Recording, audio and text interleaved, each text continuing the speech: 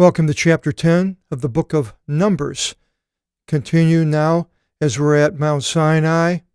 The Lord is giving orders to Moses, and we just went through in the last chapter the different tribes and their leaving and so forth. And here it's the signal of the trumpets, and this is how they know when and how to leave. More of when. And the Lord spoke to Moses, saying, Make to yourself 2 trumpets of silver, in the imperative. Again, this is how they always start. The Lord spoke to Moses, saying, and then a sentence in the imperative of what they are to say, and then it gives the explanation of what it is to be. So make. Now we have this word I mentioned, 4160. At so many places it changes depending on the context, and here it's to make. To do is the dictionary term that you would find in a dictionary, the first word, to do.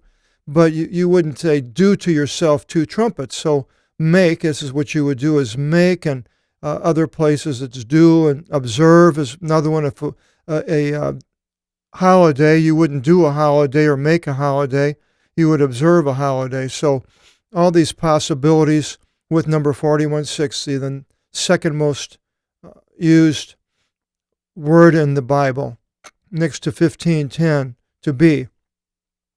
Theo, do, 2. We have a duo in English. Trumpets of silver, argyros. Now, this is a trumpet. It's made out of silver, which is a metal trumpet. It's a thing to understand as we go through and we see all of the different usages of the trumpet. And then the other one is a keros. It's a horn. It's a animal's horn, generally a sheep's horn or ram's horn. I guess a ram's horn. And they would cut them off, of course, and then blow in one end, and that would be a horn. But it uses the word to trump, the verb. You would trump the horn, or you could trump the trumpet. But the trumpet itself is a silver metal object. So here, this is what they're to make. A hammered work you shall make them. So they get the silver and they beat it and weld, braze or whatever you call it, solder the silver and so forth. And they will be to you to call the congregation and to lift away the camps. So apparently these 2 horns would be maybe one with Aaron, one with Moses.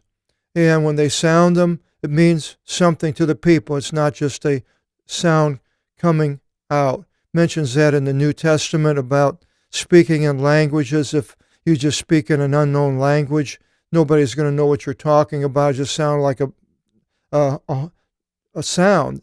But if you understand, if you have an interpreter who understands the language, then it makes sense. And the same with these.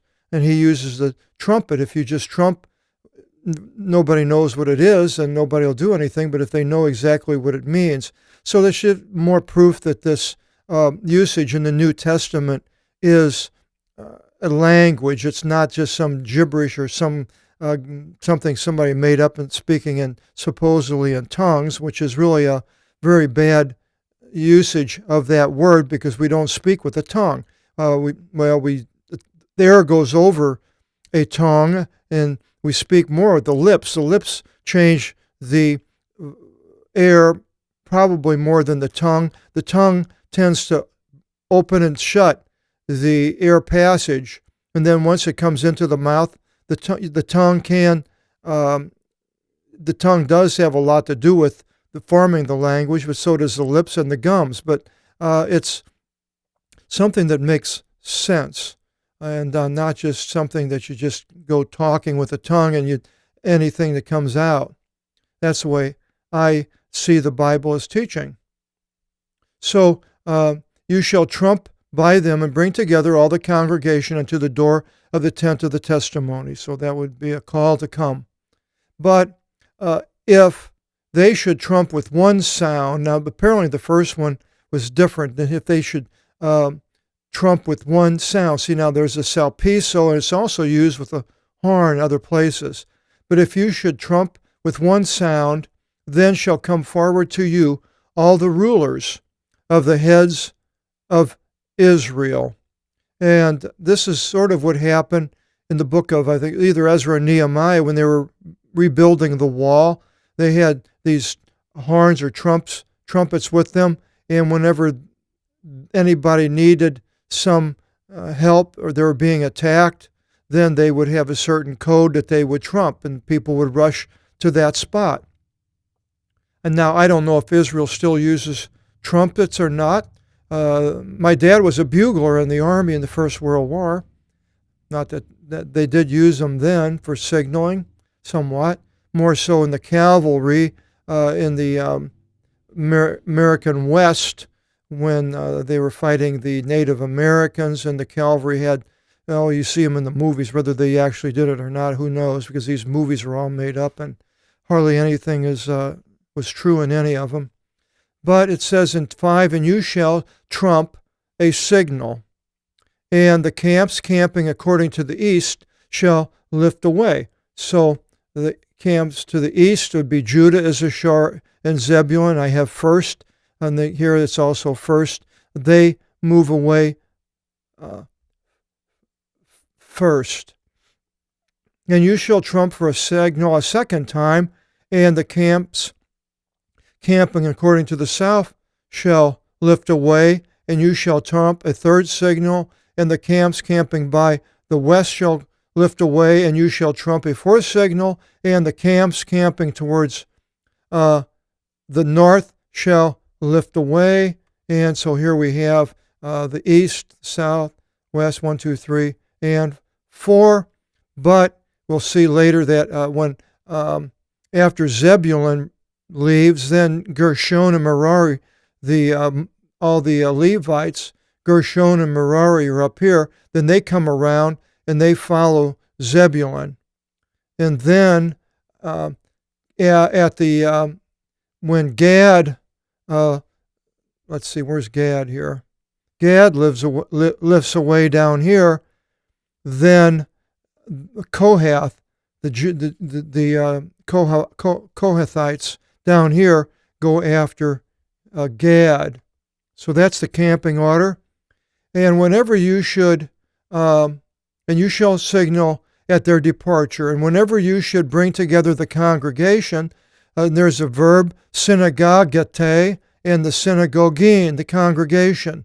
It could be whenever you should congregate the congregation, I suppose. You shall trump, but not a signal. Now, with the difference between a signal and a non-signal when they're trumping, I don't know. It's hard to say because it doesn't go, it doesn't give us a sound. It doesn't say how long or anything like that. And the sons of Aaron, the priests, shall trump with the trumpets, and it will be to you an eternal law unto your generation. So now the priests, now maybe they were standing next to Aaron and Moses, because Moses and Aaron were of the priesthood. But if you should go forth unto war, polemics is a battle over words, in your land against the opponents opposing you, then you shall signify with the trumpets, and you will be called to mind before the Lord your God, and you shall be preserved from your enemies. And so I hope Israel still uses the trumpets. And in the days of your gladness, and in your holidays, and in your new moons, you shall trump with the trumpets over the whole burnt offerings and over the sacrifices of your deliverance offerings, and it shall be to you for a remembrance before your God. I am the Lord your God. And they did have a holiday of trumpets also. So all that with the trumpets. Now it changes, going back into the cloud and so forth. And verse 11, and it came to pass in the second year, in the second month, the 20th of the month, the cloud ascended from the tent of the testimony. So we'll go back up to this table I put together. And so now you see down here, Numbers 10, 11, the cloud lifts away. And that would have been on the 20th of the month. And then in a few next verses here or so, the 23rd, they go on a 3-day journey with the ark. So, the second year, the 20th of the month, the cloud ascended, and the sons of Israel lifted away with their chattel, all their belongings, in the wilderness of Sinai, and the cloud stopped in the wilderness of Paran. Now, I believe, and it's the 3 days. So let's go to this map that I put together at the beginning of the Red Sea when they left Goshen, and when Moses left and he went to Horeb, and that would be Jebel Sin Bishar. Jebel is a mountain, and that would be the Mount of Horeb down here. It's behind my camera, so I'm not sure if I got it exactly on it. So that would have been where they were for a year that I see. And Sin is calls it the wilderness of Sin, where it was at. It's the only mountain that actually has Sin in it still today, the name. And so now they're leaving 3 days, so they're probably up in here. They have the wilderness of Paran way over here, but I don't see it as that far away. I see it someplace over in this area here. And that is where they went. And it says, "And the first ranks lifted away by the voice of the Lord, by the hand of Moses. And they lifted away in order the camp of the sons of Judah, first with their force, and over their force, the dynamios, a dynamite comes from that, dynamics, was Nashon, son of Aminadab. And over the force of the tribe, the Philis, is a phylum, translator, derivative, of the sons of Issachar, Nathanael, son of Sogar. And over the dynamios, Philis, sons of Zavulon, Eliab, son of Helon. And they shall lower the tent, and the sons of Gershon shall lift away." That's what I was saying after the Zebulun leaves, the third on the east. Then they pull the tent down, the sons of Gershon. Then they leave, and the sons of Merari with all those things for the tent, carrying the tent. And the camp of Reuben lifted away in order with their force, and over their dynamios was Elisur, son of Sedeur. And over the force of the tribe of the sons of Simeon, Salamiel, son of Surisadai. And over the dynamios of the Philis, sons of Gad, Elisaph, the son of Raguel. And the sons of Kaath shall lift away, carrying the holy things. And after the Gad, that was the tribe on the south, the furthest south, then carrying the holy things. So when they get there, the first two groups of Levites will set up the tent, then the holy things come last. And they shall set up the tent until when they should arrive, till these things arrive. They'll set it up. And the camp of Ephraim shall lift away in order with their force, and over his force was Elisamah, son of Amiud. And over the force of the tribe of the sons of Manasseh was Gamaliel, the son of Phadasur. And over the force of the tribe of the sons of Benjamin, Avidan, the son of Gadeoni. And the order of the sons of Dan shall lift away in order last. Eschatology is the study of the last times in theology. Last of all the camps with their force. And over their force was Aviezer, the son of Amisadai. And over the force of the tribes of the sons of Asher, Dan wasn't last. Dan was the one when, let's go back up here, was when the Kohathites, Kohath. Oh, Dan was the last one. So, okay, that's the grouping. Now, Asher and Naphtali. Naphtali was actually the last tribe, but the grouping is called Dan. That's why it says they left last, because it has these as groups of threes. And over the tribe of the sons of Asir was Phagael, son of Ekron. And over the force of the tribe of the sons of Nephthalim, Ahiran, son of Ainan. These are the militaries, the militaries of the sons of Israel. Now, where the peoples were, maybe they were further away out. There's 1,000,000 people, so they may have been scattered all out around. And they lifted away with their force. And Moses said to Eovab, son of Raguel, which is a different name for Eovor, father-in-law of Moses. I forgot his name now in English. I got the Greek down. Now I'm forgetting the English.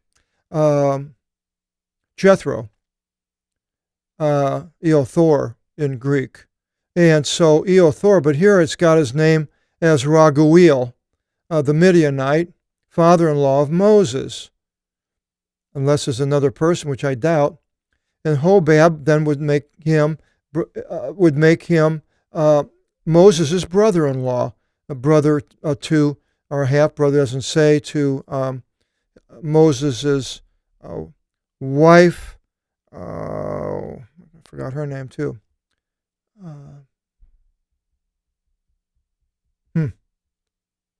Anyway, we are lifting away unto the place, the topon, which the Lord said, this I will give to you.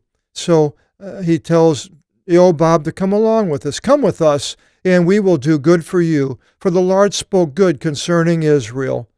Well, it didn't happen. It happened bad because they refused to go into the promised land. Went around for 40 years for that. Poor Hobab would have been wandering around with them. So he made a good choice, and it says, he said, you should not abandon us. He said to him, I shall not go, but unto my land and unto my family I will go.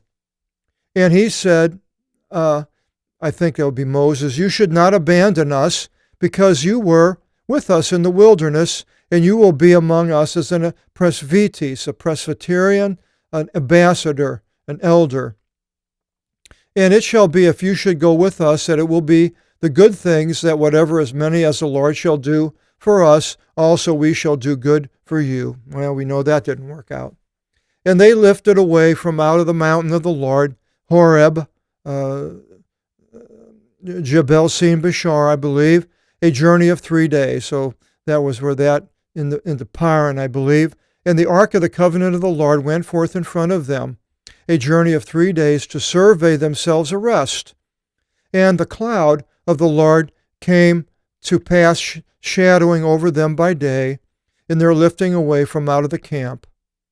And it came to pass in the lifting away the ark, that Moses said, this is a beautiful part of the last chapter of 10, awaken, O Lord, and let your enemies be dispersed. And we could pray the same thing. Let our enemies be dispersed, and let all the ones detesting you flee. And in the resting, he said, turn, O Lord, thousands of myriads in Israel, and turn, O Lord, all the Christians to follow Jesus Christ. Chapter 11, and the people start to grumble. We'll find out about their grumbling, chapter 11, on the next video seminar, and I hope you'll join us. Until then, God bless.